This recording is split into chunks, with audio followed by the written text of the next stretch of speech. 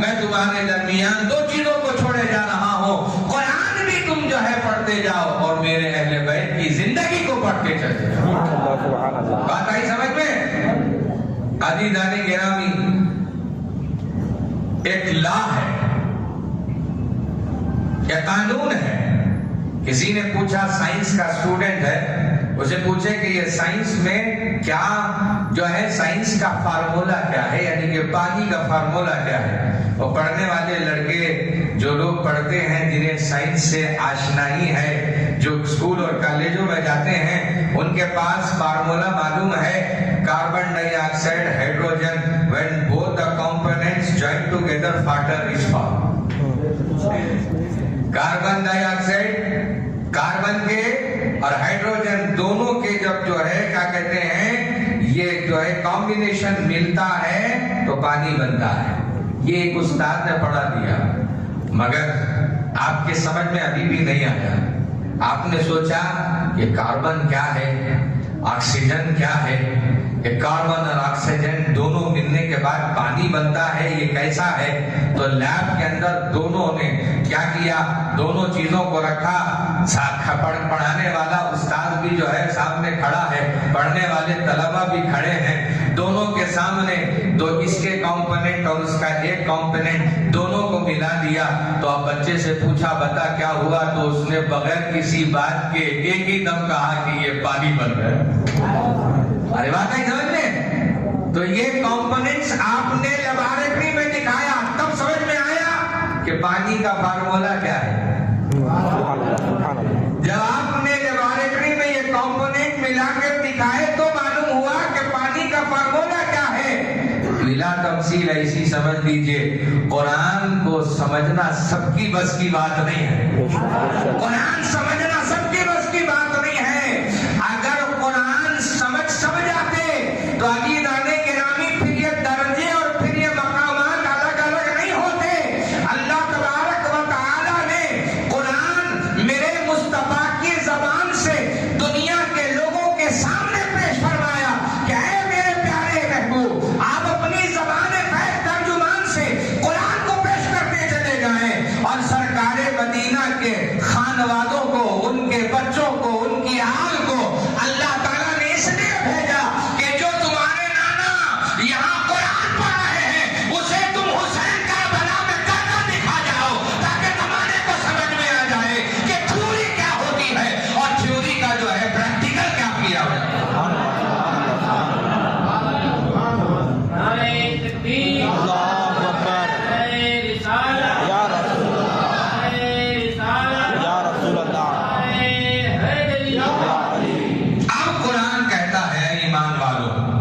مدد چاہو نماز سے، مدد چاہو صبر سے، کیا معلوم ہوتا کہ کیسے مدد چاہی جاتی ہے۔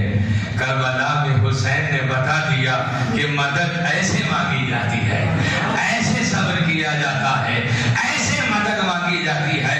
عزیزان گرامی، کربلا کی لڑائی یا کربلا کا معرکہ کوئی معرکہ وہ نہیں تھا جس میں امام حسین تخت و تاج کے جو ہے اشتیاق رکھتے تھے یا اپنے آپ چاہتے تھے کہ مجھے تخت و تاج مل جائے۔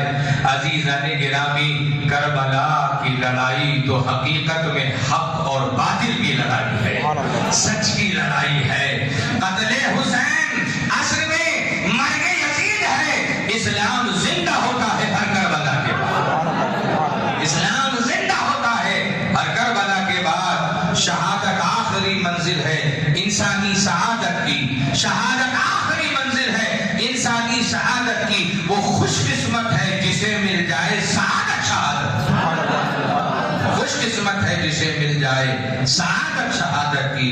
عزیزان گرامی، ہم تو یہی کہیں گے آج زمانہ انہیں یاد کر رہا ہے، آج زمانہ یاد کر رہا ہے، اور ہماری نسل امام حسین کو یاد کرتی رہے گی۔ صبح قیامت تک ان کا چرچا یوں ہی ہوتا رہے گا۔ کیوں ہوتا ہے؟ کیوں کیا جا رہا ہے؟ اور حضرت پکار اٹھے تو زندہ ہے واللہ، تو زندہ ہے واللہ، میرے چشم عالم سے چھپ جانے والا۔ یزید یہ سمجھ رہے ہیں کہ ہم نے اسلام کو مٹانے کی کوشش کی، ہم نے حسین کو قتل کر دیا۔ حسین مٹے نہیں ہیں، بلکہ آپ کا مٹنا اسلام کو زندہ و جاوید کر دیتا۔ اسلام کو زندہ و جاوید کرنا ہے۔ معزز سامعین کرام، آپ کے سامنے کربلا کے مارکے کی طرف میرا چلے جانے کا معاملہ نہیں ہے۔ اگر توجہ بن گئی ہے تو آپ کو سناؤں اسباب کیا تھے، اس کے علل کیا تھے، وجہ کیا تھی، کارن کیا ہے۔ اسے کہتے ہیں انگلش میں دا کازز، اسے کہتے ہیں دا کازز۔ کیوں ایسا مارکہ پیش آیا، کربلا رونما کیوں ہوا، کربلا میں امام حسین کو جانے کی وجہ کیا تھی، کیا پریشانیاں، اس کے پیچھے پس منظر کیا تھے۔ آئیے میں آپ کو لے چلوں سرکار مدینہ سرور قلب و سینہ جناب احمد مصطفیٰ محمد مصطفیٰ صلی اللہ علیہ وسلم کی بارگاہ میں۔ کہیے سبحان اللہ۔ آقا کریم صلی اللہ علیہ وسلم کے بعد خلفائے راشدین کے زمانہ اور خلفائے راشدین رہے۔ آپ کو معلوم ہے میرے پیارے آقا صلی اللہ علیہ وسلم ایسے میرے نبی غیب داں تھے، یہ بھی بتا دیا کہ بادی الخلافت بادی 30 عام میں آقا کریم فرماتے ہیں میرے بعد خلافت کا زمانہ 30 سال کا رہے گا۔ کتنا زمانہ رہے گا؟ 30 سال کا خلافت کا زمانہ رہے گا۔ میرے پیارے آقا صلی اللہ علیہ وسلم ابھی خلافت کا دور شروع ہو کر نہ ختم ہوا ہے۔ سرکار مدینہ صلی اللہ علیہ وسلم یہ اپنی زبان فیض ترجمان سے اپنی حیات میں بیان کر رہے ہیں۔ تو میں آپ سے پوچھنا چاہتا ہوں میرے پیارے آقا کو غیب دانی تھی کہ نہیں تھی؟ زور سے بولو۔ آقا بتا رہے ہیں یہ کیا ہوگا، کہ میرے بعد 30 سال خلافت کے رہیں گے۔ آپ کو معلوم ہے خلافت راشدہ رہی، اس میں اختلاف ہے۔ خلافت راشدہ میں یا خلیفت میں 4 لوگوں کا ذکر ہے، جس میں حضرت رسول کائنات صلی اللہ علیہ وسلم کے بعد سب سے پہلے خلیفہ کون ہے؟ زور سے بولیے، آپ بولیے، کون خلیفہ بنے؟ حضرت سیدنا ابو بکر صدیق رضی اللہ تعالی عنہ، یا غار مصطفیٰ، یا غار مصطفیٰ۔ سرکار مدینہ صلی اللہ علیہ وسلم نے جنہیں بشارت اپنی حیات میں دی، میرے بعد یہ خلیفہ ہے، خلیفۃ المسلمین۔ عزیزان گرامی، سیدنا صدیق اکبر خلیفہ ہوئے، ان کی جو ہے کتنا جو ہے کیا کہتے ہیں مدت اور میعاد رہی، 2.5 سال آپ نے خلافت فرمائی۔ کتنے سال؟ 2.5 سال۔ توجہ ہے۔ پھر اس کے بعد کس کا دور آیا؟ حضرت عمر فاروق اعظم رضی اللہ عنہ کا، ان کا دور چلا 10 سال ان کی خلافت رہی۔ کتنا رہی؟ 10 سال۔ پھر ان کے بعد دور آیا اور تمام صحابہ نے اتفاق حضرت عثمان غنی رضی اللہ تعالیٰ عنہ کو خلیفہ بنایا۔ ان کا دور 12 سال کا رہا۔ کتنا رہا؟ 12 سال، باختلاف روایت 13 سال۔ عزیزان گرامی، پھر آگے بڑھے، پھر حضرت مولا علی، سبحان اللہ، سبحان اللہ، علی مولا علی شیر خدا، حضرت حیدر کرار کا زمانہ آیا تو آپ 4 سال خلیفہ رہے۔ کتنے سال؟ 4 سال۔ فرماتے ان کو تمام کو جوڑا جائے تو 20 پر 9 29 یا 29.5 سال کی خلافت ہوئی۔ فرماتے ہیں اس کے بعد جو خلیفہ ہوئے 6 ماہ یا 8 ماہ کے لیے باختلاف روایت وہ حضرت حسن مصطفیٰ کی، سبحان اللہ، ان کی سب کی ملا دی 30 سال کی خلافت۔ اس کے بعد خلافت کا دور نہیں تھا، ملوکیت کا دور شروع ہوا، بادشاہیت کا دور شروع ہوا۔ عزیزان گرامی، اگر توجہ ہے تو آگے لے کر چلو، توجہ ہے؟ فرماتے ہیں اب جب حضرت سیدنا امام حسین سرکار تمام خلفائے راشدین نے اپنی اپنی میعاد مکمل کر دی، مولا علی مشکل کشا کا وصال ہوا، یعنی آپ کی شہادت رونما ہوئی، تو حضرت عمر فاروق اعظم ہی کے دور میں ان کو گورنر بصرہ کا بنایا گیا تھا، ملک شام کا بنایا گیا تھا۔ کنہیں؟ حضرت سیدنا امیر معاویہ رضی اللہ تعالیٰ۔ اور آج حضرت امیر معاویہ کا نام جب لیا جاتا ہے تو چند کے چہرے کھل اٹھتے ہیں اور چند کے چہرے بالکل کبلا کر مرجھا جاتے ہیں، مگر ہمارا اعتقاد یہ ہے کہ ہم حضرت امیر معاویہ کو سرکار کے صحابی مانتے ہیں اور حق بجانے مانتے ہیں۔ ہم حضرت امیر سبحان اللہ سبحان اللہ. سرکار کی بارگاہ میں جب وحی آتی تو کتابت کرتے تھے وحی کی. وہ حضرت امیر معاویہ ہیں حضور علیہ الصلوۃ والسلام کی جنہیں صحبتوں کا اثر ملا ہو, صحبتیں ملی ہوں, ان کا عالم کیا ہوگا. بہرحال حضرت امیر معاویہ جو ہے ملک شام میں 20 سال یعنی کہ خلافت یعنی کیا کر چکے ہیں, گورنری میں موجود ہیں. حضرت عمر فاروق اعظم کے دور سے ہی آپ خلافت کو سنبھالے ہوئے ہیں, یعنی وہاں کیا کہتے ہیں گورنری کو سنبھالے ہوئے ہیں, اور آپ گورنری کر رہے ہیں. جب ان چاروں خلفاء کا رخصت کا وقت ہوا, حضرت سیدنا علی المرتضیٰ, حضرت سیدنا علی رضی اللہ تعالیٰ عنہ کا وصال ہوا اور ان کی خلافت یہاں ختم ہوئی, تو اب مسئلہ شروع ہوا, اختلاف یہاں سے شروع ہوا. بنیادی اختلاف کہ ملک شام والوں نے حضرت امیر معاویہ کو اپنا خلیفہ مان لیا, اور یہاں مدینے والوں نے سرکار حسن مجتبیٰ کو اپنا امیر مان لیا, اور یہاں مکہ شریف میں حضرت عبداللہ ابن زبیر کو اپنا خلیفہ مان لیا. اور باختلاف روایت زیادہ زور ان دونوں کا تھا, یعنی یہاں مکہ مدینے میں حضرت حسن مجتبیٰ کے چاہنے والے لوگ تھے, اور یہاں ملک شام میں حضرت امیر معاویہ کے چاہنے والے لوگ تھے. جب اختلاف بڑھا, یہاں ان کے ہاتھوں پر بیعت ہونے لگی. حسن مجتبیٰ کے ہاتھ میں مدینے کے لوگ آ کر اپنی بیعتیں کرنے لگے, آپ کو خلیفہ اور بڑا مان لیا. وہاں حضرت کیا کہتے ہیں امیر معاویہ کو ملک شام میں وہاں کے لوگوں نے بڑا ماننا شروع کر دیا. جب حضرت سیدنا حسن مجتبیٰ نے یہ عالم دیکھا تو آپ اگر چاہنے والے ہوتے تخت و تاج کے, اگر آپ کے دل میں حرص و طمع ہوتی, آپ اگر بڑا بننا پسند زیادہ کرتے تو ان کا یہ کردار نہ ہوتا.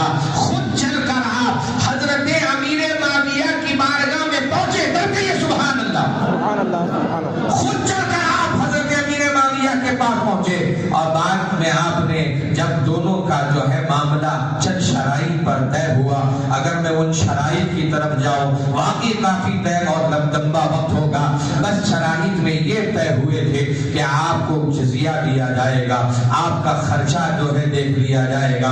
اس طریقے سے چند شرائط طے ہونے کے بعد حضرت سیدنا حسن مجتبیٰ جو سرکار امام حسین کے بڑے بھائی ہیں اور سرکار مدینہ سرور قلب و سینہ کے بڑے نواسے ہیں, ان کے بارے میں میرے پیارے آقا جناب محمد مصطفیٰ صلی اللہ علیہ وسلم نے ان کے بچپنے میں یہ ارشاد فرمایا تھا کہ یہ میرا بیٹا جب دو بڑی جماعتوں میں اختلاف ہوگا تو میرا بیٹا ان دو بڑی جماعتوں میں صلح کرتا ہوا نظر آئے. سبحان اللہ سبحان اللہ. سرکار نے ان کے بچپنے میں یہ ارشاد فرمایا, اور اسی صلح کو سرکار امام حسن مجتبیٰ میں جوانی میں فرما کر گئے. جانے کے بعد بیٹھے, دونوں کے بارے میں بیچ میں بات طے ہوئی کہ آپ کو کیا چاہیے, ہمیں کیا چاہیے. بات بڑوں میں طے ہو گئی. اس کے بعد آپ نے اعلان کر دیا کہ میں خلافت سے دستبردار ہوتا ہوں. تو آپ نے کتنے مہینے گزارے,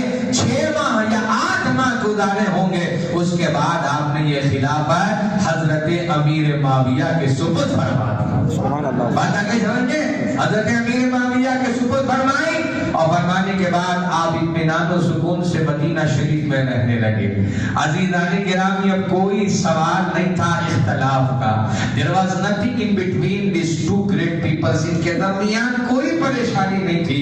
بہت سے جگہ ہوئی, بہت سے غزوے ہوئے, مگر اس میں حضرت امیر معاویہ نے امام حسن مجتبیٰ, امام حسین اور اہل بیت اطہار کا بہت خیال فرمایا. کبھی آپ نے ان کو کوئی تکلیف دینے کے لیے آمادگی کا جو ہے آپ نے قدم نہیں اٹھایا, پہل نہیں فرمائی. اب یہ کہاں سے لے کر آتے ہیں کہ حضرت امیر معاویہ غلطی پر تھے, انہوں نے خلاف ورزی فرمائی. یہ کہاں سے یہ کہانیاں اور کہاں سے یہ باتیں لے کر لوگ کرتے ہیں. حقیقت میں یہی ہسٹری ہے, یہی تاریخ بتاتی ہے کہ اتنے غزوات اور لڑائیاں جنگیں ہونے کے باوجود حضرت امیر معاویہ نے حضرت امام حسن مجتبی اور ان کے آل کو، ان کے گھر والوں کو کبھی کوئی تکلیف نہ دی، آپ نے ان کا بھرپور لحاظ اور خیال رکھا۔ مگر جب حضرت امیر معاویہ کا انتقال کا وقت قریب آیا، حضرت امیر معاویہ نے یزید کو بلانے کے بعد یہ نصیحت کی تھی کہ اے یزید، تو میری اولاد ضرور ہے مگر خلافت تیرے حق بجانب نہیں ہے، تو خلافت کا لائق نہیں ہے، یہ امانت رسول اللہ کی ہے، یہ امانت آل رسول اللہ کی ہے، جنہوں نے مجھے یہ خلافت دی تھی، میرے مرنے کے بعد تو یہ خلافت انہیں واپس فرما دے۔ بات طے ہو گئی۔ مگر یزید نے ایک ہی کام جو ہے گڑبڑی کا کیا تھا تو بیٹا حضرت امیر معاویہ کا، مگر اللہ تبارک و تعالیٰ کے حبیب نے بچپن میں بتا دیا تھا کہ ایک جنتی کے کاندھے پر ایک جہنمی سوار ہے۔ تو عزیزان گرامی، تو یہ معلوم ہو گیا تھا کہ اس کا کردار کیا ہوگا، اس کا انداز کیا ہوگا، یہ آگے چل کر کیا کرے گا۔ اس نے وہی کیا کہ عزیزان گرامی حضرت امیر معاویہ کا یہاں وصال ہوا، لوگوں سے اس کی پردہ پوشی فرمائی اور یہ خود بڑا بن کر بیٹھا اور اعلان کرا دیا کہ میں خلیفہ بن چکا ہوں، میرے باپ نے اپنی جگہ پر مجھے خلیفہ منتخب کر دیا ہے۔ اب یہ اعلان ہر جگہ پھیلنے لگا، یہاں مدینے میں لوگ بیزار تھے، یہاں مکے میں لوگ بیزار تھے، یہاں پر کوفے میں لوگ بیزار تھے۔ عزیزان گرامی، اگر وہ اپنے آپ کو خلیفہ بنا کر وہی ملک شام میں رکھ لیتا اور وہیں پر اپنے آپ کو بٹھا کر رکھتا تو بات علیحدہ تھی۔ اس نے وہاں سے کیا کیا، لوگوں کو، گورنروں کو بھیجتا گیا، خطوط کے ذریعے سے لوگوں کو یہ جو ہے تیار کیا کہ جاؤ فلاں جگہ میں اس گورنر کو کہو کہ جو وہاں پر موجود رعایا ہے، مسلمان ہیں، ان سے میری بیعت طلب کرو۔ عزیزان گرامی، آپ جانتے ہیں یزید کیسا تھا، یزید کا اخلاق کیسا تھا، یزید کا کردار کیسا تھا، یزید کتنا شریر اور فتین آدمی تھا۔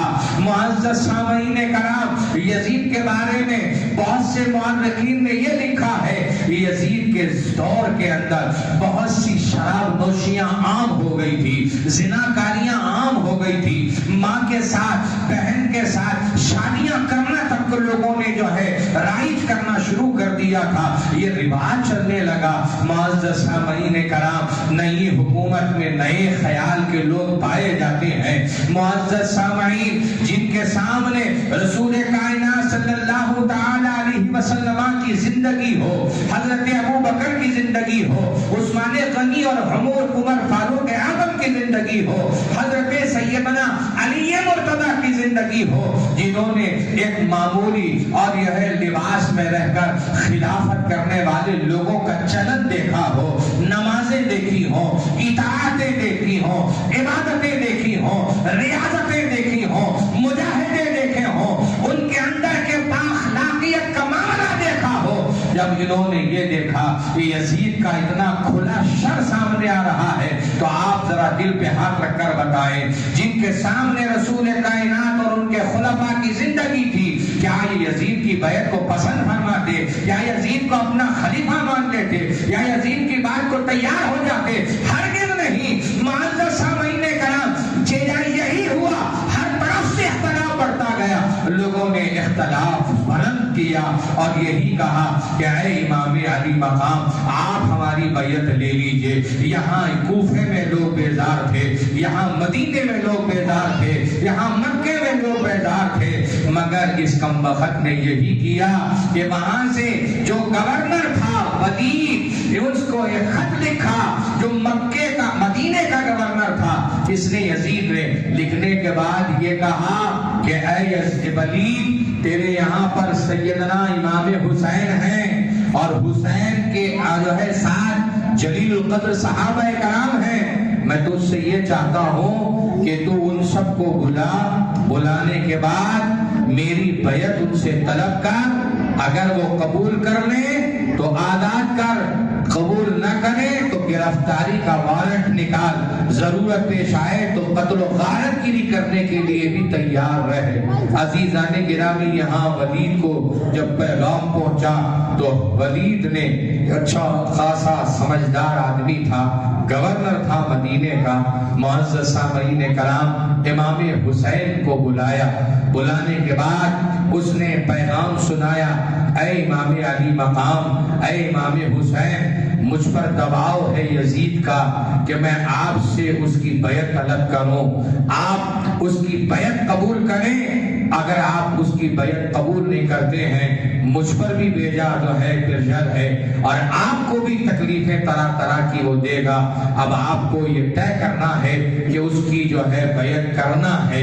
معزز سامعین کرام، حضرت نے ایک ایسی ہی یہ جملہ سنا، آپ نے ارشاد فرمایا، میں کوئی معمولی آدمی نہیں ہوں۔ تو یہ سبحان اللہ، تو مجھے کمرے میں بند کر کر یہ کہے کہ میں بیعت کر لوں، یہ میں معمولی آدمیوں میں سے نہیں ہوں۔ اگر تو میری بیعت لینا چاہتا ہے تو میں بعد میں بیعت کی بات کروں گا، لینے کی بات نہیں، بعد میں بیعت کی بات ہوگی۔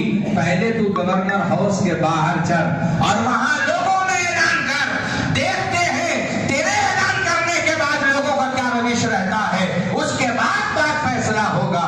معزز سامعین کرام، ولید کو معلوم تھا اگر مدینے میں یہ بات پھیل گئی، لوگوں کے سر درمیان یزید کا پیغام حضرت امام حسین کے لیے بیعت لینے کا معلوم ہو گیا، پتہ چل گیا، تو ہنگامہ شروع ہوگا، لوگوں میں اختلاف ہوگا، قتل و غارت گیری ہوگی، معاملہ بہت سنگین اور بڑا طول پکڑ جائے گا۔ لہذا اس نے کیا کیا، حضرت امام علی مقام کو سوچنے کا موقع دیا۔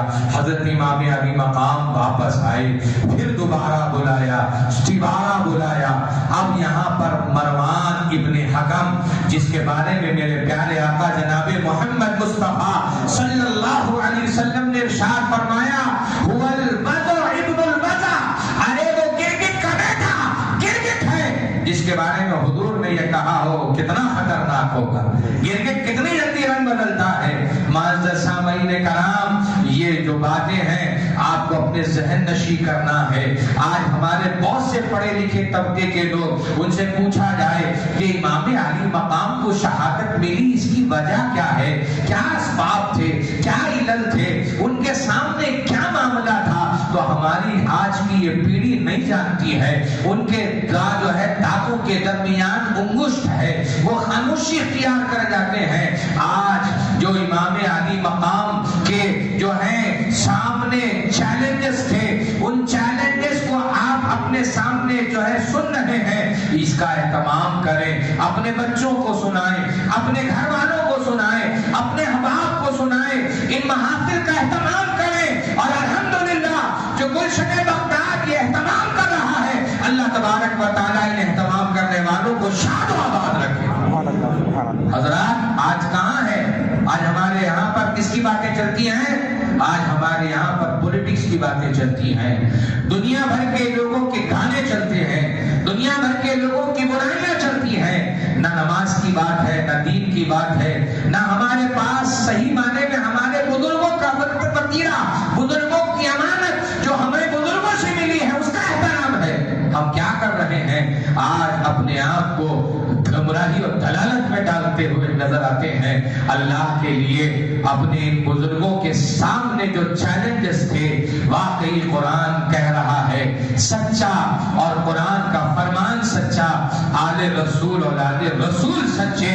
قرآن کہتا ہے ایمان والو تم مدد مانگو صبر و نماز سے۔ یہاں پر ان کے سامنے چیلنجز تھے، صبر کرتے چلے جا رہے تھے، صبر کا مظاہرہ کرتے چلے جا رہے تھے، اور اللہ کی بارگاہ میں مانگتے، نمازیں پڑھتے چلے جا رہے تھے کہ اے اللہ ان حالات سے تو ہمیں دو چار ہونے سے بچا دے۔ معزز سامعین کرام، آج ہمارے ساتھ ہمارے سامنے ذرے برابر بھی کوئی مسائل آتے ہیں، ہمارا کیا ہوتا ہے معلوم ہے؟ آج ہم دیکھتے ہیں ہماری نئی پیڑھی کو ذرا گھر میں تکلیف آئی، بچوں کا مزاج بدل جاتا ہے، گھر میں باپ کا مزاج بدل جاتا ہے، گھر کے لوگوں کا مزاج بدل جاتا ہے، روٹین ہمارا چینج ہو جاتا ہے۔ آپ ذرا سوچیں، یہ کوئی معمولی شخصیت نہیں ہے، یہ آل رسول اولاد علی اور فاطمہ ہے۔ ان کے سامنے ایسے چیلنجز تھے، مگر پھر بھی آپ ان چیلنجز کو جو ہے فیس کرتے چلے جا رہے تھے۔ کہا اعلان کر، اگر تو سچا ہے اعلان کر، اس کے بعد میرا جواب سننا۔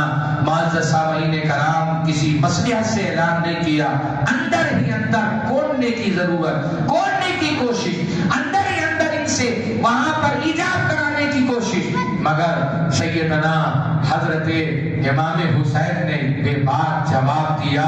کیا جواب دیا؟ جس کو سیدنا سرکار غریب نواز فرماتے، لدر کہہ دو سبحان اللہ، غریب نواز کہتے شاہست حسین، بادشاہست حسین، شاہست حسین، بادشاہست حسین، دینست حسین، دین پناہست حسین، سردار ندار دست در دست عزیز حقا کے بنا لا الہ ہست حسین۔ عزیزان گرامی، سر تو دے دیا مگر ہاتھ نہیں دیا یزید کے ہاتھ میں حق کا پرچم بلند کرنے والے امام حسین۔ مانو گے؟ سرکار امام حسین نے جواب کیا دیا؟ کہا یہ سب کٹ تو سکتا ہے مگر یزیدی ہاتھ میں یہ ہاتھ دے نہیں سکتا۔ معزز سامعین کرام، جب یہاں یہ حالات بنے تو اسی مروان ابن حکم نے کہا تھا، اے ولی یہ اچھا موقع ہے، یہاں ان سے بیعت لے وگرنہ ان کو قتل کر دے، یہ معاملہ بڑا طول پکڑے گا۔ تو امام عالی مقام نے اس کی طرف آنکھیں کر کر کہا تھا، تیرے لیے میرے مصطفیٰ کا فرمان سچا تھا کہ تو واقعی گرگٹ ہے، تو کس کے لیے کہہ رہا ہے؟ میں کوئی معمولی نہیں ہوں، میرے رگوں میں اگر خون بہ رہا ہے تو جناب محمد مصطفیٰ صلی اللہ علیہ وسلم کا خون، علی مرتضیٰ کا خون، فاطمہ الزہرا کا خون، حضرت حمزہ کا خون دوڑ رہا ہے۔ ان بازوؤں سے پہلے مقابلہ تو کر لے، پھر اس کے بعد حسین تیرا۔ عزیزان گرامی، کسی حالت میں اپنے آپ کو دبا کرنا رکھا، یہاں کہہ کر آپ تشریف لے گئے، مگر اب بھی میں یہی پوچھتا ہوں، اگر قتل و غارت گری امام حسین کو پسند ہوتا تو آپ اسی جگہ قتل کرتے، گتھم گتھا ہوتی، لڑائی جھگڑا ہوتا۔ امام حسین کو لڑنا پسند نہیں تھا، امام حسین امن کو پسند فرما رہے تھے، صبر کے ساتھ میں تھے، امن کو پسند فرما رہے تھے۔ اسی لیے امام حسین نے اپنے سارے احباب کو رات میں اکٹھا کیا، تقریر فرمائی اور ارشاد فرمایا کہ کبار صحابہ بھی ہیں اور میرے خاندان والے، میرے گھر والے بھی ہیں، اب ہمارے لیے مدینے میں رہنا مشکل ہو گیا ہے، بار بار یزید کی مطالبے آ رہے ہیں اور گورنر ہاؤس میں مجھے بلایا جا رہا ہے، حالات سنگین نہ ہو، لہذا ایک کام کرتے ہیں، چلو ہجرت کر کر مدینے سے مکے چلے جاتے ہیں۔ اللہ اکبر۔ عزیزان گرامی، حضور نے ہجرت مکے سے مدینے فرمائی اور یہاں حضرت امام حسین ان معاملات کو تھمانے کے لیے، حالات کے بدلنے کا انتظار فرماتے ہوئے یہ ارشاد فرما رہے ہیں کہ ہم مدینہ چھوڑ کر مکے چلے جاتے ہیں۔ ذرا بولو یار، آج کوئی حاجی جاتا ہے حج کرنے کے لیے، اسے 8 دن مدینے میں ملتے ہیں، 8 دن مدینے میں رہ کر جب وہ وہاں سے نکلتا ہے اس کی حالت غیر ہو جاتی ہے۔ ارے جس کا بچپن حضور کائنات صلی اللہ علیہ وسلم کے گود میں گزرا ہو، مدینے کی گلیوں میں گزرا ہو، حضرت فاطمہ کے آنچل میں گزرا ہو، نبی کے صحابہ کے درمیان گزرا ہو، مسجد نبوی میں گزرا ہو، وہ اپنا گھر کو صرف عمل کے لیے چھوڑ کر مکے جانے کے لیے آمادہ ہے۔ عزیزان گرامی، اسی کا نام صبر ہے، اسی کا نام استقلال ہے، اسی کا نام محبت ہے، اسی کا نام جو ہے فلسطینی ہے۔ معزز سامعین کرام، حسین راضی ہو گئے، مدینہ چھوڑ کر چلے۔ جب سامان تیار ہوا، اب ان لوگوں سے پوچھنا چاہتا ہوں جو کہتے ہیں حسین جنگ کے لیے گئے تھے، ارے بیوقوفوں، حسین جنگ کے لیے جاتے تو 72 نفوس قدسیہ کو ساتھ میں نہیں لے جاتے، ایک بڑا مجمع تیار کرتے، اسلحہ تیار کرتے، تلواریں تیار کرتے، زرع تیار کرتے، گھوڑے سواریاں تیار کرتے۔ یہ مدینے کا مسافر نہتا اپنے چند ساتھیوں کو لے کر مکہ مکرمہ جا رہا ہے کہ میرے نانا کا دین بچ جائے اور امن اور جو ہے امن کی ہوا قائم ہو جائے۔ سبحان اللہ، بات آئی سمجھ میں؟ عزیزان گرامی، یہاں سے جب حسین جانے کے لیے تیار ہوئے، آخری سلام پیش کرنے کے لیے پہنچے ہیں روضۃ رسول میں، روضہ رسول میں، تب کہیے سبحان اللہ۔ اب انداز کیا ہے؟ سلانے کھڑے ہیں، آنکھوں میں آنسو ہے، اشکبار، دل نرم ہے، دامن پورا جو ہے وہ بھیگ چکا ہے، اور اس انداز میں کہتے ہیں یا رسول اللہ ہمارا آخری سلام لے لو۔ یا میرے نانا، آپ مدینے میں ہیں اور آپ کا شہر سارے شہروں میں افضل ہے، بہتر، ہمیں پسند ہے، اس شہر کو ہم چھوڑ کر جا رہے ہیں۔ نانا، آپ کا نواسا جس نے آپ کو آپ کی گود میں کھیلنا اپنے لیے پسند کیا، آپ نے زبان مبارک جہاں چسائی، عزیزان گرامی، اے میرے نانا، آپ نے میرے لیے 90 سجدے فرما دیے۔ اے میرے نانا، جب ہمارا رونا ہوتا تھا، میرے آقا علیہ السلام والسلام کے گھر کے بالکل بازو جو لگی ہوئی دیوار ہے، اسی میں حضرت مولا علی اور حضرت فاطمہ رہتے تھے۔ مسجد نبی شریف جہاں آج حجرہ مصطفیٰ ہے، جہاں سرکار کا مزار مقدس ہے، اللہ کا شکر ہے جب میں حج میں عمرے میں گیا، پہلے اب تو جگہ بند کر دی ہے، ان دیواروں سے لگ کر نماز پڑھنے کا اللہ نے موقع عطا فرمایا۔ عزیزان گرامی، بالکل لگی ہوئی دیوار، میرے پیارے آقا صلی اللہ علیہ وسلم جب کبھی کوئی کام میں جانے والے ہوں یا گھر میں ہوں، رات میں اگر آواز سن لیتے حسن و حسین کے رونے کی تو بے قرار ہو کر پردے کے پاس کھڑے ہو کر کہتے، دیوار کی طرف سے آواز دیتے، اے میری بیٹی ذرا ان دونوں کو چپ کرو، ان کے رونے سے میرا دل کلیجہ ابھر جاتا ہے، میرا کلیجہ جو ہے اچھلنے لگتا ہے، میرا دل بے قرار ہو جاتا ہے، ان کا رونا نہ اللہ کو پسند ہے نہ مصطفیٰ کو پسند ہے، ان کو چپ کراؤ۔ عزیزان گرامی، جن نانا نے ایسے نازوں سے اپنے نواسوں کو پالا ہو، ان نواسوں کے اوپر جب یہ حالات پڑے ہوں گے، پریشانیاں آئی ہوں گی، واقع آئے ہوں گے، ان کے سامنے یہ معاملات پیش ہوں گے، تو ان کا عالم کیا ہوگا؟ یہاں نواسا تڑپ رہا ہے اور یہاں نانا قبر انور میں تڑپ رہا ہے کہ میرے نواسے کو مدینہ سے جدور جانا پڑ رہا ہے، مدینہ چھوڑ کر جا رہے ہیں۔ میرے آقا علیہ السلام کی بارگاہ میں آخری سلام پیش کر پھر جنت البقیع پہنچے، وہاں امی جان کی قبر تھی۔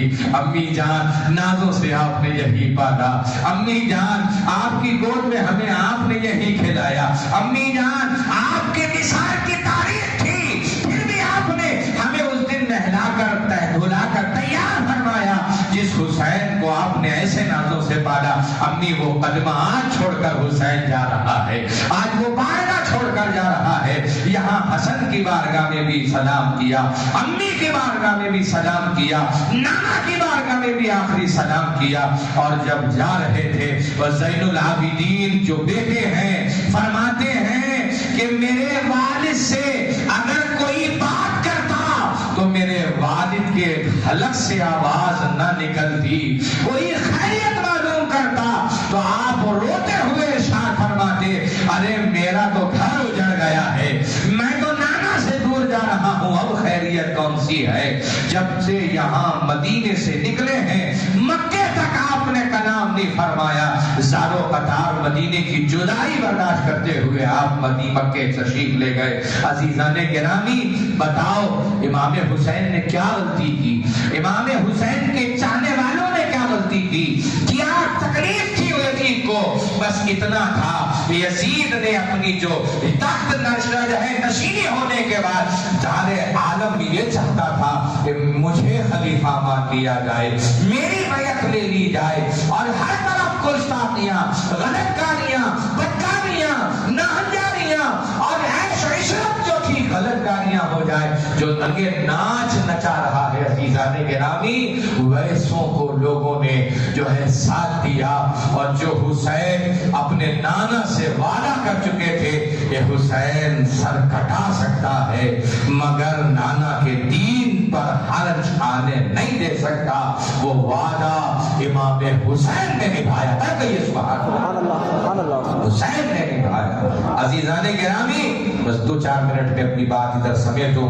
یہ تھے مکے سے مدینے آ گئے، مدینے سے مکے آ گئے، اطمینان چاہنا تھا، خاموش رہنا تھا۔ یہاں پر انہیں کچھ نہیں، گئے تھے کہاں؟ شعبان میں، شعبان کے بجے کہہ کر گئے تھے، اس کے لیے اور مختصر لے کر گئے۔ حسن مجتبیٰ کی بیوی تھی، ان سے کہا تم یہی رہو، ہم حالات اچھے ہوں گے واپس آئیں گے۔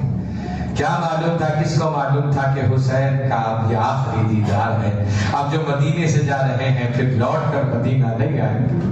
عزیزان گرامی، بڑی دکھ بھری داستان ہے کربلا کی۔ آج ہمارے بچے، آج ہمارے لوگ یہ کربلا کو بہت پیچھے چھوڑ کر آ گئے۔ آج ہمارے پاس ٹی وی اور سیریلوں کے سارے معاملات موجود ہیں، مگر امام حسین کا کردار، امام حسین کی تکلیفوں میں سے وہ داستان آج ہمارے بچوں کی زبان پر نہیں ہے۔ عزیزان گرامی، مخالفین کا کیسے جواب دیں گے؟ کیسے مخالفین کا جواب بنیں گے؟ جب بنیں گے جب ہمیں اپنی اوقات اور اپنی ہسٹری یاد ہو۔ ہم نے کہتے نہیں، مسجد تو بنا لی شب بھر میں ایمان کی حرارت والوں نے، من اپنا پرانا پاپی ہے برسوں سے نمازی بن نہ سکا۔ مسجد ہی نہیں آتے، مسجد کے امام سے مل کر دین کی باتیں نہیں سیکھتے، ارے ان محافل میں جاتے نہیں۔ اللہ کا فضل ہے، یہ پہلی مسجد ہے الحمدللہ کہ جہاں تقریر ہوتی ہے تو اتنے لوگ جمع ہو گئے۔ اگر میں اکثر میں جاتا ہوں تو دیکھ کر افسوس ہوتا ہے کہ محفلیں سجتی ہیں، امام صاحب کے ساتھ 2-4 لوگ مقتدی جو ان کے چاہنے والے بیٹھے رہتے ہیں، باقی سب لوگ اپنے معاملات میں مصروف رہتے ہیں۔ کیا یہ دین ہے؟ کیا یہ اسلام ہے؟ عزیزان گرامی، ایسی محفلوں کو تلاش کرو، ان محافل میں وقت دو۔ عزیزان گرامی، اپنے مبدا اور اپنے بات کی طرف لوٹو۔ توجہ ہے؟ توجہ ہے؟ فرمایا یہاں آ گئے، یہاں کیا چھوڑا ان لوگوں نے؟ they get the problem this, that they get the problem here. ہر طرف انہوں نے پرابلم کریٹ کیا، پریشانیاں دی۔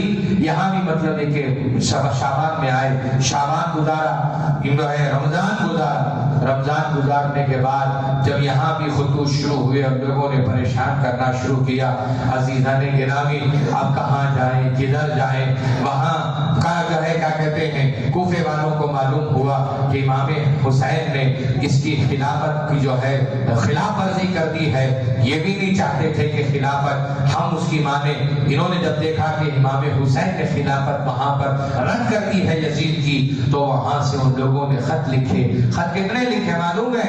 ایک خط لکھتے کوئی بات نہیں، ایک بار 3 خط آئے، اس کے بعد 15 خط آئے، اس کے بعد 3000 خط آئے۔ اور جب خط آئے، امام علی مقام مکے میں ہیں، ان کا جانے کا کوئی ارادہ نہیں بنا۔ جب آخری زقادہ کے جو ہے قریب میں یہ خط آیا جس میں یہ لکھا تھا، اے امام علی مقام، ہمارے پاس یزید کا دباؤ ہے، وہ ہم سے کہتا ہے کہ ہم اس کی بیعت قبول کریں۔ اگر ہم اس کی بیعت کر لیں، کل قیامت کے دن جب اللہ ہم سے پوچھے گا کہ اے کوفے والوں، تم نے کیوں یزید کو مانا تھا، تو ہمارے پاس ایک جواب ہوگا، ہم نے امام حسین کو بلایا تھا، امام حسین ہمارے پاس نہیں آئے، لہذا اے امام علی مقام، اب آپ آ ہی جائیے، اس لیے کہ آپ کے باپ کو کوفے سے بڑی محبت تھی۔ عزیزان گرامی، حضور حضرت علی مرتضیٰ نے اپنا دارالخلافت بھی جو ہے کوفے کو منتقل کیا تھا، مگر پھر بھی وہاں کے لوگوں نے پہلے سے مشہور تھا کہ کوفے والے یقین مانیے دغا باز ہیں، دھوکے باز ہیں۔ آج بھی کبھی کہیں بھی دیکھیے، ہمارے بنگلور میں بھی ہوتا ہے، کہاں رے تو، کہاں والا، کہاں کوفے والا، کہہ رہے تا دھوکا دیا، بولتے نہیں بولتے؟ عزیزان گرامی، آج بھی کوفہ مشہور ہے، صبح قیامت تک مشہور رہے گا۔ انہوں نے جب اس طریقے سے کہا، اتمام حجت کے لیے تمام کبار صحابہ کو بٹھا کر امام حسین نے مشورہ کیا کہ مجھے جانے دیا جائے۔ کہا صحابہ نے، اے حسین نہیں جائیں، آپ کے والد کے ساتھ انہوں نے کیا سلوک کیا، حسن مجتبیٰ کے ساتھ کیا سلوک کیا، وفادار نہیں ہے، ہم آپ کو نہیں جانے دیں گے، اس لیے کہ ہم نے میرے پیارے آقا کی زبان سے سنا وہی کربلا کے قریب میں شہید کر دیا جائے گا۔ سب صحابہ کبار جانتے تھے، بس اس لیے کہہ رہے تھے حسین حضور تو ہمارے آنکھوں کے سامنے نہیں ہیں، آپ ہوتے ہیں تو مدینے والوں کا تصور آ جاتا ہے، سبحان اللہ، مدینے والے کا خیال، مدینے والے کی تصویر آ جاتی ہے۔ آپ اگر چلے گئے تو ہم کس کو دیکھ کر زندگی گزاریں گے؟ معزز سامعین، جب حضرت امام حسین نے کہا نہیں، اب اگر میں نہیں گیا تو خدا مجھ سے قیامت میں پوچھے گا حسین تمہیں اپنی جان زیادہ پیاری تھی، ارے کوفے والے تمہیں بلا رہے تھے، جو ہوتا دیکھا جاتا، مگر تمہیں جانا ضروری تھا، تو میں کیا جواب دوں گا؟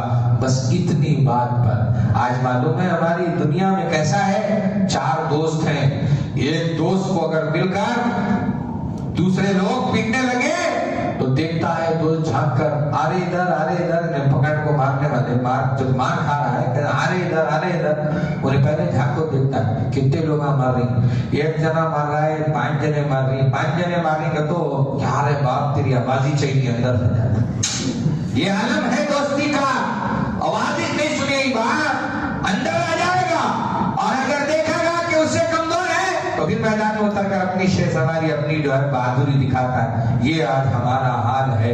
عزیزان گرامی، یہ صحابہ وہ صحابہ تھے جنہوں نے حضور کے ہاتھوں سے جام محبت پیا تھا، ایمان کا جام پیا تھا۔ سبحان اللہ، عمریں کافی ہو چکی تھی مگر دل میں تمنا تھی جینے تو حسین کے ساتھ، موت آئے تو کربلا میں حسین کے ساتھ۔ سبحان اللہ، طے کر لیا تھا، اس لیے انہوں نے اپنے آپ کو پیچھے نہیں رکھا، کہا حسین آپ کہتے ہیں کون چلے گا، ہم سب چلیں گے، مگر ایک مشورہ ہمارا ہے۔ کیا مشورہ ہے؟ اتنا مشورہ ہے کہ آپ پہلے نہ جائیں، پہلے کسی کو بھیجیں، جا کر دیکھیں، معلوم ہو حالات اچھے ہوں تب چلیں، حالات اچھے نہ ہوں تو مکے میں رہ جائیں، ہماری اس گزارش کو آپ کو ماننا ہوگا۔ تو تب سرکار امام حسین نے اپنے چچیرے بھائی جو حضرت علی کے چھوٹے بھائی جنہیں عقیل کہتے ہیں، ان کے بیٹے مسلم کو منتخب فرمایا کہ اے مسلم آپ جائیں، پہلے دیکھیں حالات کیا ہیں، وہاں اچھے حالات ہوں خبر دے دیں، آپ جیسے حالات کی خبر دیں گے ویسے فیصلہ ہوگا۔ امام مسلم گئے تو انہیں 2 بچوں سے بڑی چاہت، ان کے بچے 2 چھوٹے چھوٹے، مون اون کیا نام تھا، ان دونوں کو جو ہے اپنے ساتھ میں رکھا۔ عزیزان گرامی، یہ بچے بڑے چاہتے تھے ابا کو، کہ جدا ہونا نہیں چاہتے تھے ابا سے، انہوں نے ضد کی، لے کر یہ کربلا یعنی کوفے کی طرف گئے۔ کوفے میں جب آپ پہنچے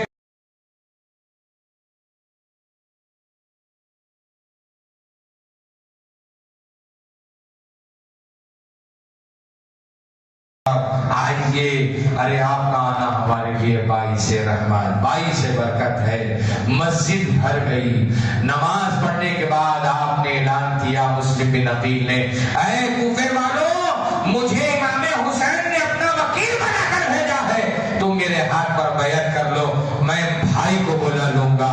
سارے لوگوں میں کتنے لوگ؟ 12,000 لوگوں نے آپ نے حضرت مسلم بن عقیل کے ہاتھ پر بیعت کر لی تھی۔ اب بتاؤ عزیزان گرامی، اس سے بڑھ کر کوئی محبت اور کوئی وفاداری کا ثبوت اور چاہیے تھا؟ بولو بولو، مجھے حضرت بلائے، مجھے خوشی کیا کہ کون مارنے آیا تو بھی حضرت ہی ایک جنے بچا لیتی۔ عزیزان گرامی، اب ایک حضرت ہی جانتی پہچانتی بچا لیتی، کہتے مارنا ہے تو ایک آدمی کا بھروسہ ہوتا ہے۔ وہاں کتنے لوگوں نے کہا؟ 12,000 لوگ، اس سے بڑھ کر کیا چاہیے؟ فیصلہ بہت خوش ہوئے۔ 8 دن نمازیں، کیا دعوتیں، کیا نمازیں، کیا لوگوں کا ساتھ سپورٹ۔ حضرت حضرت حضرت حضرت انہوں نے حالات دیکھے، خوش ہو کر خط لکھ دیا، کہا بھائی جان السلام علیکم، مسلم بن عقیل ھذا من جانب مسلم بن عقیل الى امام حضرت الحسین، کہ آپ یہاں تشریف لے کر آئیں، حالات بڑے سازگار ہیں، سارے لوگ آپ سے محبت میں ہیں، سب لوگوں نے مجھ سے اطاعت اور محبت کا اظہار کیا ہے، آپ بس جلدی تشریف لے آئیں۔ اتنے ہی کہنے پر یہاں سے قاصد لے کر خط روانہ ہوا ہے، یہاں خدا کو جو منظور تھا وہ فسانہ ہوا ہے۔ اللہ اکبر، معلوم ہوا کیا فسانہ ہوا ہے؟ 2 منٹ ہے تو بول دو، پھر اس کے بعد بات ختم. توجہ ہے؟ بیچارے لوگ مولانا کی طرف دیکھے کیا کہ حضرت لمبا لکھ جا رہے ہیں، بس 2 منٹ کی بات پھر اس لیے کہ تک کافی وقت ہے. پھر کل پرسوں بھی آپ حضرات تقریریں سماعت کریں گے. عزیزان گرامی، یہاں خط پہنچا، حضرت امام حسین کو روانہ ہوا. وہاں گورنر کی جب جو ہے وہاں کون گورنر تھا؟ نعمان نے بلایا حضرت مسلم بن عقیل کا، کیونکہ صحابی تھا مگر رکھا گیا تھا یزید کی طرف سے، صحابی تھا مگر یہ کہ بڑی عزت کرتا تھا. مسلم بن عقیل سے کہا حضرت سب سے پہلے آپ اس کا کوئی نہ کوئی فیصلہ فرمائیں، اس لیے کہ یہ خبر یزید کو پہنچے گی، حالات کچھ بھی ہو سکتے ہیں. یہاں کہا کہ خط جا چکا ہے بھیا آ جائیں گے.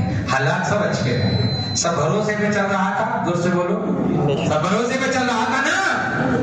معزز سامعین کرام، یہ بھروسہ توڑا، یہی سبب بنا. انہی لوگوں کی غداریوں نے ایک رن دکھایا. یہاں خط لکھا گیا. کہاں؟ کس نے؟ یہاں کا جو شیطان تھا اس نے خط لکھا کہ اے یزید، تو وہاں پر اپنی سلطنت جگمگا رہا ہے، یہاں تو سب لوگوں نے مسلم بن عقیل کو مان لیا، ہاتھوں میں بیعت کر لی ہے، امام حسین آنے والے ہیں، سارا معاملہ چلا گیا ہے، ہاتھ سے تیرا سب گیا، اب کوفہ تیرے ہاتھ میں نہیں آئے گا، دھیرے دھیرے سلطنت چلی جائے گی. اتنا معلوم ہوا تو اس نے فوراً میٹنگ بلائی. کہا کیا کرنا چاہیے؟ کسی نے مشورے میں یہ کہا وہاں کا جو نعمان ہے اسے معزول کر کے فوراً سب کسی کو بھیجا جائے تاکہ وہ وہاں معاملہ رکھے. تو یہ جو کہتے ہیں عبید اللہ ابن زیاد، جو مارکے میں ہمیشہ اس کا نام آپ سنتے ہیں، اس کو جو ہے منتخب کر کے وہاں سے بلا کر جو ہے، کہاں سے؟ یہ وہاں تھا کیا کہتے ہیں وہ ملک شام کے پاس ہی قریب میں، وہاں سے بلا کر اس کو یہاں تبدیل کیا. اس نے کیسا کمبخت تھا، یہ حجازی ڈریس پہن کر رات کے اندھیرے میں یہ پہنچا چند سا لوگوں کو لے کر، تاکہ لوگوں کو شک نہ ہو کہ میں نہیں ہوں. یہ سوچ رہا تھا، اس نے پلاننگ بنائی، یہ انتظار میں ہو گئے حسین کے، مجھے حسین سمجھیں گے. ویسی ہی کپڑے پہنے، ویسی ہی لباس میں ملبس اپنے آپ کو کیا. چند لوگوں کے ساتھ حجازی ڈریس میں جب یہ اندر گیا، سارے لوگوں نے دروازہ کھولا، باب بابل کھلا، لوگوں نے سب نے وہاں پر ان کا استقبال کیا. اب جب اس کا استقبال کیا، منہ چھپائے ہوئے، کسی سے کوئی بات نہیں کی، سیدھا گورنر ہاؤس کے اوپر چڑھا، اور چڑھنے کے بعد اپنا جب نقاب اٹھاتا ہے تو لوگ دیکھ کر حیران ہو جاتے ہیں. یہ وہی ہے جس نے ہر جگہ فطینیت کو جنم دیا، ہر جگہ لوگوں میں اختلاف کرایا، خوریزیاں کی، لوگوں کو مارا. کسی کے بارے میں جو جانوروں کے ساتھ سلوک نہیں کیا جاتا، ایسا سلوک کرنے والا یہ عبید اللہ ابن زیاد ہے. لوگ حیران ہو گئے. اس نے کہا تم حسین کی بیعت لینے کے لیے مسلم کے ہاتھ میں ہاتھ دے چکے ہو، خبردار خبردار، میں اب تمہارا گورنر بن کر آیا ہوں. اگر حالات یہی رہے تو تمہاری بچیاں جو ہے یتیم کر دیے جائیں گے، اور تمہارے گھر میں جو ہے بھوچال آئے گا، تمہیں زندہ نہیں رکھا جائے گا. عزیزان گرامی، جب بھی امام مسلم چاہتے وہ آپ سب کو لے کر وہاں پہنچتے. 30,000 لوگ آپ کے ساتھ تھے. اگر دعویٰ بول دیتے تو کیا ہوتا ابن زیاد کا، کیا ہوتا اس کی حکومت کا، کیا ہوتا یزید کا. مگر یہ لوگ خون بہانے والے لوگ نہیں تھے. دو سے بولیے سبحان اللہ. یہ لوگ خون بہانے والے نہیں تھے، یہ لوگ نبی پاک کے فرمان پر تھے، قرآن پر تھے. یا ایھا الذین آمنوا استعینوا بالصبر والصلاۃ. اے ایمان والو، مدد چاہو تو صبر کے ساتھ، مدد چاہو تو نماز کے ساتھ.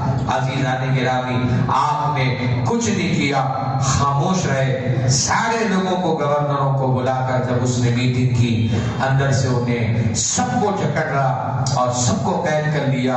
اور جب لوگ آئے تو سب کو اوپر کھڑا کر کر اعلان کرایا، کہو اپنے قوم والوں سے، اپنے خاندان والوں سے، اگر وہ ہماری گردنیں، تمہاری گردنیں سلامت دیکھنا چاہتے ہو تو حسین ابن علی اور حضرت امام مسلم کا ساتھ چھوڑ دو.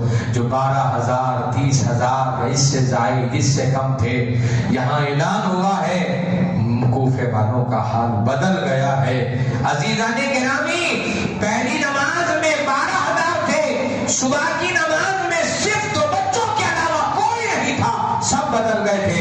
اب بتاؤ امام مسلم اپنا کیا رونا روتے, کسے بلاتے, کسے اپنے ہاتھ سے. یہاں بھائی کو خط لکھ دیا, یہاں حالات ایسے ہو گئے. عزیزان گرامی, اس طریقے سے انہوں نے غداری کی, اس طریقے سے سبب بنا کربلا رونما ہونے کا. کربلا نہ ہوتا عزیزان گرامی, آج جو ہم داڑھیاں رکھ کر اپنے چہرے سر پر ٹوپیاں سجا کر مسجدوں میں نمازیں پڑھ رہے ہیں, ایسے نظر نہ آتے. یہ صدقہ ہے امام علی مقام کا, یہ صدقہ ہے آل رسول کا, یہ صدقہ ہے فاطمہ کے لال کا, یہ صدقہ ہے علی مرتضیٰ کے چاند کا. اگر انہوں نے کربلا میں اپنا سر نہ کٹایا ہوتا تو آج روئے زمین پر مسلمان نظر نہ آتا, نام لیوا نظر نہ آتا. تو یقین مانو کہ قتل حسین اصل میں مرگ یزید ہے, اسلام زندہ ہوتا ہے ہر کربلا کے پاس. سلام علیکم.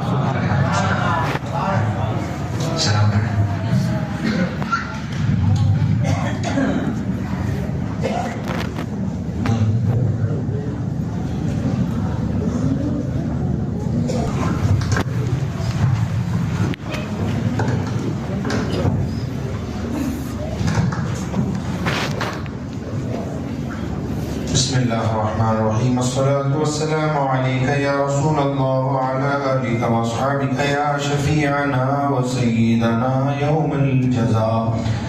پیارے امام السلام, علی مقام السلام, زہرا کے لال السلام, علی مقام السلام.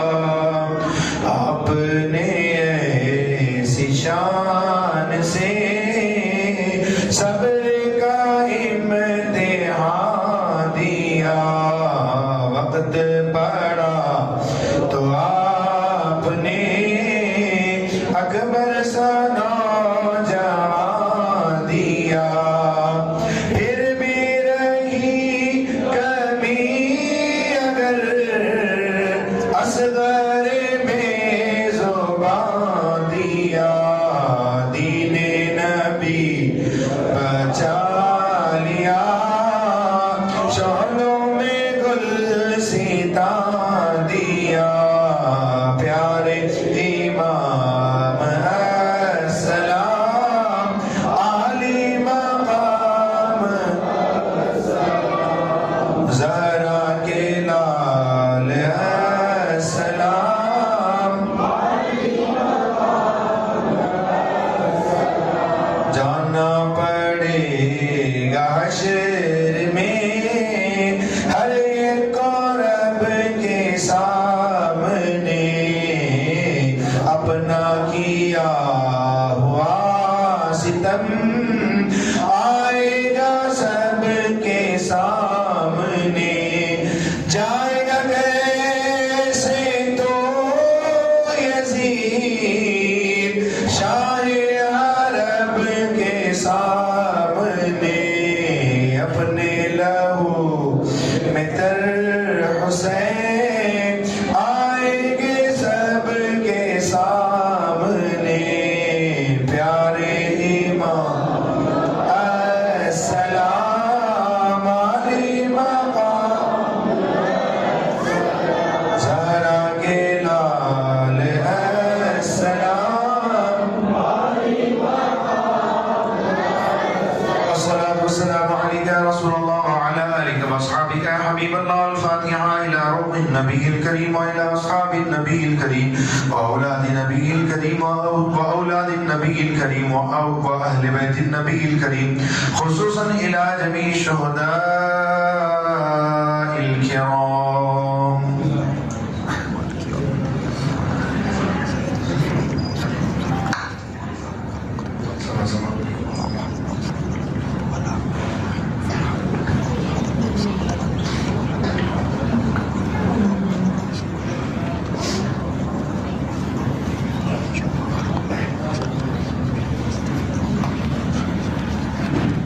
بسم بسم الله الرحمن الرحيم الحمد لله حمدا طيبا مباركا كثيرا كثيرا اللهم صل على سيدنا مولانا محمد وعلى اله وصحبه وبارك وسلم صلاة وسلام عليك يا سيدي يا رسول الله عليك التحية والثناء یا اللہ یا رحمان یا رحیم تیرے فضل و توفیق سے تیرے محبوب صلی اللہ علیہ وسلم کے صدقے سے شروع سے لے کر اب تک جو محفل منعقد ہوئی قرآن پاک کی تلاوت ہوئی نعت و منقبت پڑھی گئی اور جو بیان ہوا مولا لفظاً معناً جو بھی غلطی ہوئی اسے معاف فرما یا اللہ جو کچھ پڑھا گیا ایصال ثواب کے لیے شیرنی پیش کی گئی اور اس کے علاوہ شربت پیش کیا گیا مولا شربت حاضر ہے جو ایصال ثواب کے لیے پیش کیا گیا ہے مولا تبارک و تعالیٰ ان تمام کو اپنی بارگاہ میں قبول و مقبول و منظور فرما سب سے پہلے معاذ شیرنی کا ثواب شربت کا ثواب کھانے کھلانے پلانے کا ثواب حضور اکرم شفیع اعظم تاجدار عرب و عجم مالک رقاب شفیع علماء نبی الرحمہ محمد رسول اللہ صلی اللہ علیہ وسلم کی بارگاہ میں نظر قبول فرما حضور پاک صلی اللہ علیہ وسلم صدقے سے تمام انبیاء کرام صحابہ اعظام امہات کریمان اولاد اطہار رضوان اللہ علیہم اجمعین کی ارواح مقدسہ کو نظر قبول فرما اہل بیت پاک کی بارگاہ میں نظر قبول فرما شہداء بدر و احد و خندق و حنین و موتا شہداء یرموک شہداء تبوک شہداء کربلا رضوان اللہ علیہم اجمعین کی بارگاہ میں نظر قبول فرما خصوصیت کے ساتھ سید الشہداء راکب درش مصطفیٰ امام حسین امام حسن مجتبی اور شہید دشت کربلا حضرت سیدنا سرکار امام حسین رضی اللہ تعالیٰ عنہ کی بارگاہ میں نظر قبول فرما حضرت علی اصغر حضرت علی اکبر حضرت قاسم حضرت عنو محمد حضرت عباس البردار پسران حضرت عقیل برادران حضرت مسلم ابن عقیل رضوان اللہ علیہ اجمعین کی ارواح طیبات کو اس کا ثواب نظر قبول فرما یا اللہ اس کے علاوہ جمیع ائمہ اہل بیت اطہار اولیاء کاملین بزرگان دین غوث اعظم غریب نواز سرکار اعلیٰ حضرت سرکار تاج شریعہ سرکار توکل شاہ مستان علیہ رحمت الرضوان کی ارواح طیبات کو اس کا ثواب عطا فرما یا اللہ ان تمام حضرات کے وسیلے سے جمیع مرحومین مسلمین مسلمات کو اس کا ثواب عطا فرما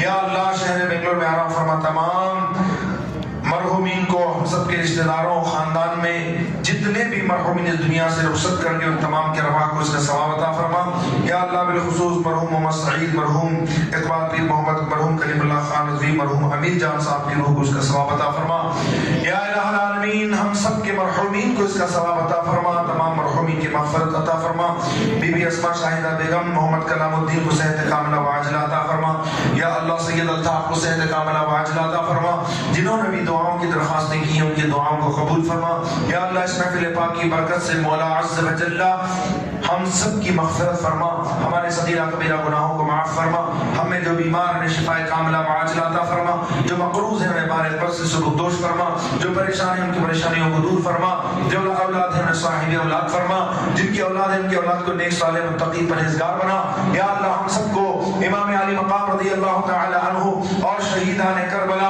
اور صحابہ اکرام اہل بیت اعظام کے نقوش قدم پر چلا یا اللہ ان تمام حضرات کی سنت و سیرت پر عمل کی توفیق دے ان حضرات کی تعلیمات کو اپنے لیے مشعل راہ بنا کر زندگی گزارنے کی توفیق عطا فرما خصوصیت کے ساتھ ہماری زندگیوں میں انقلاب عطا فرما طہارت و پاکیزگی عطا فرما ظاہری باطنی گندگیوں کو دور فرما یا اللہ ان شرائع صدر نصیب فرما یا اللہ ہمارے عقلوں کو کامل فرما یا اللہ ہم سب کو مولا دین متین